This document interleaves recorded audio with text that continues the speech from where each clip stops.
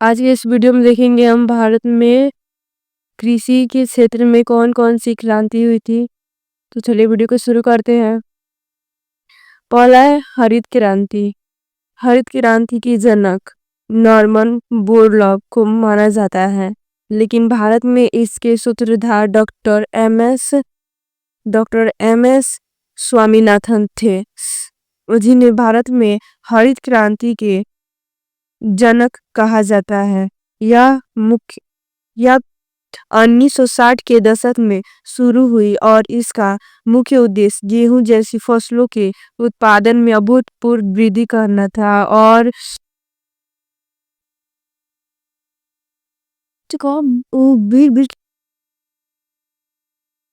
इस क्रांति का मुख्य उद्देश्य गेहूं और चावल के फसलों को वृद्धि करना था। खासकर गेहूं और चावल के उत्पादन में वृद्धि देखी गई। यह क्रांति मुख्य रूप से पंजाब, हरियाणा और उत्तर प्रदेश जैसे राज्यों के क्षेत्रों में केंद्रित थी। यानी यह जो क्रांति थी पंजाब, हरियाणा और उत्तर प्रदेश राज्यों में सबसे अधिक हुई थी। आगे श्वेत क्रांति। श्वेत क्रांति के जनक डॉक्टर वर्गीज कुरियन है, जो 1970 के दशक में शुरू हुई थी। और श्वेत क्रांति के जनक डॉक्टर वर्गीज कुरियन है और यह क्रांति 1970 के दशक में शुरू हुई थी। इसका दूसरा नाम ऑपरेशन फॉल्ट था और श्वेत क्रांति को ऑपरेशन फॉल्ट के नाम से भी जाना जाता है।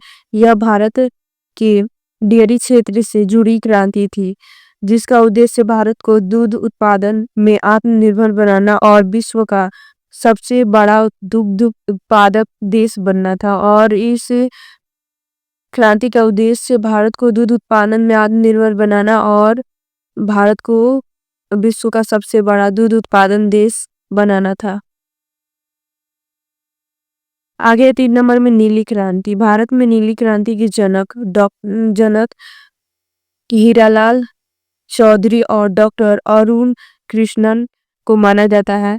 यह क्रांति मत्स्य पालन और जलीय कृषि के क्षेत्र में हुई थी। और नीली क्रांति जो है मत्स्य पालन और जलीय कृषि के क्षेत्र में हुई थी और भारत में इसकी शुरुआत 7वीं पंचवर्षीय योजना यानी 1985 से 1990 के दौरान की गई थी।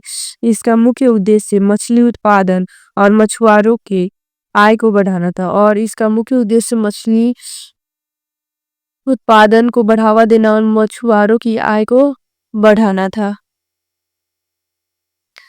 आगे पीली क्रांति। पीली क्रांति के जनक सैम पित्रोदा है।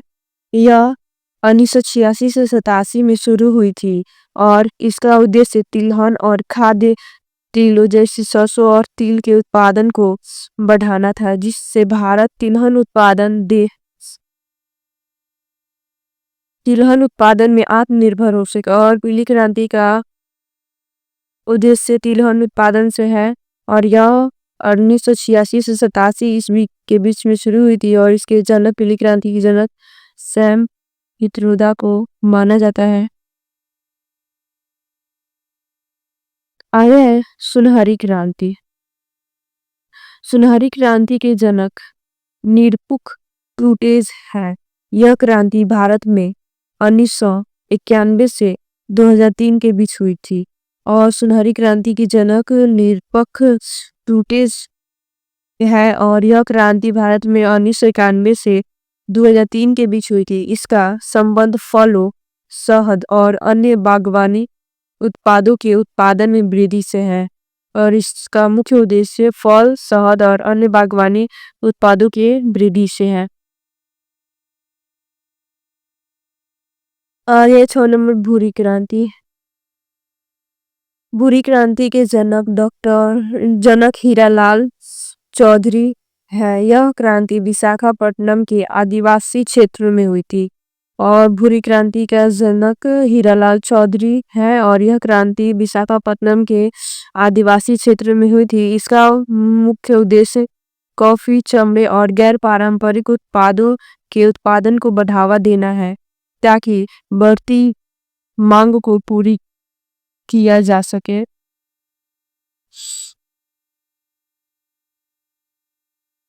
आगे है 7 नंबर, गुलाबी क्रांति।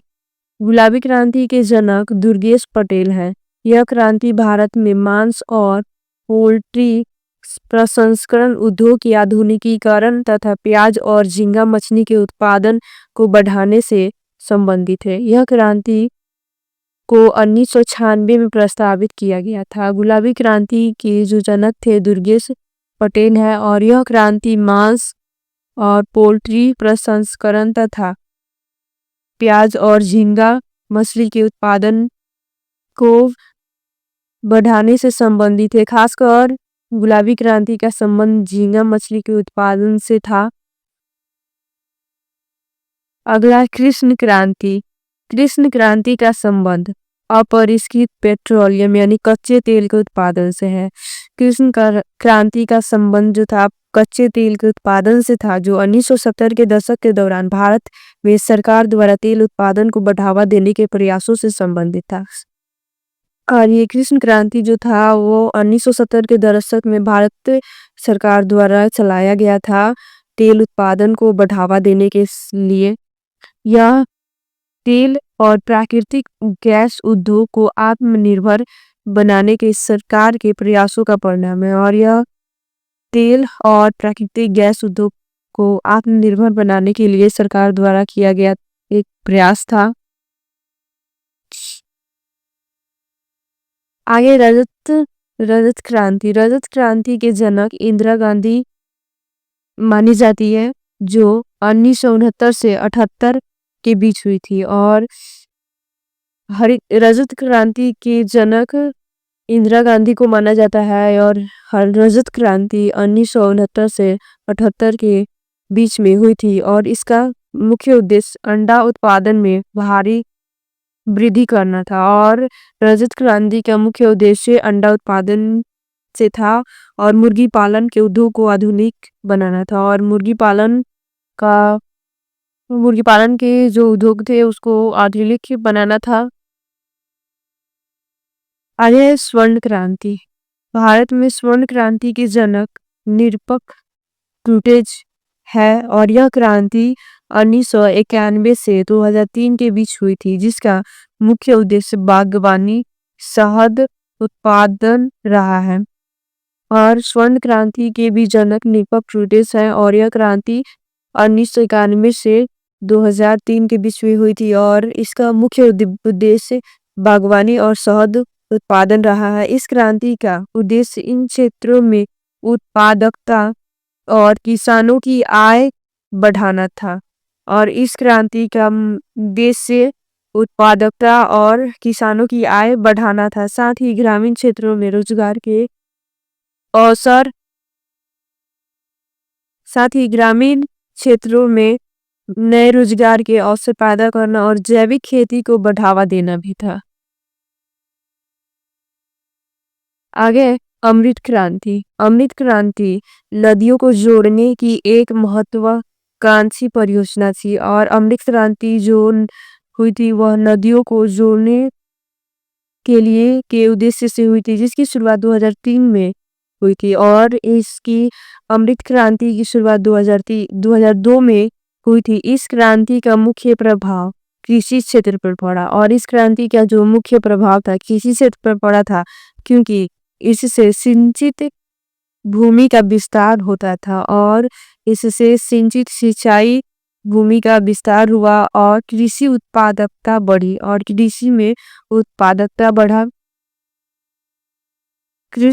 कृष्णा और कावेरी नदियों के मिलन से आंध्र प्रदेश के बड़े भूक्षेत्र को लाभ मिला और कृष्ण और गोदावरी नदियों के जुड़ने से मिलने से आंध्र प्रदेश के बड़े भूक्षेत्र को लाभ मिला, जिससे इस परियोजना का एक महत्वपूर्ण चरण सफल रहा। और इससे इन दोनों नदियों के मिलने से इस परियोजना का महत्वपूर्ण चरण जो था वह सफल हुआ था। आगे है रजत रेशा क्रांति। यह क्रांति कपास के उत्पादन और प्रौद्योगिकी से संबंधित है। रजत क्रांति कपास के उत्पादन से संबंधित थे, इसी के क्षेत्र में हुई थी। इस क्रांति के किसी एक विशिष्ट व्यक्ति को जनक नहीं माना जाता। और रजत रेशा क्रांति के कोई भी विशिष्ट व्यक्ति जनक नहीं थे। यह एक मिशन था। यह क्रांति 1990 के दशक में शुरू हुई थी और यह क्रांति जो है 1990 के दशक में शुरू हुई थी और इसके कारण कपास के उत्पादन में अभूतपूर्व वृद्धि हुई और रजत रेशा क्रांति के शुरुआत से कपास की खेती में उत्पादन में अत्यधिक वृद्धि हुई थी। आज का हमारा यह वीडियो यहीं पर समाप्त होता है।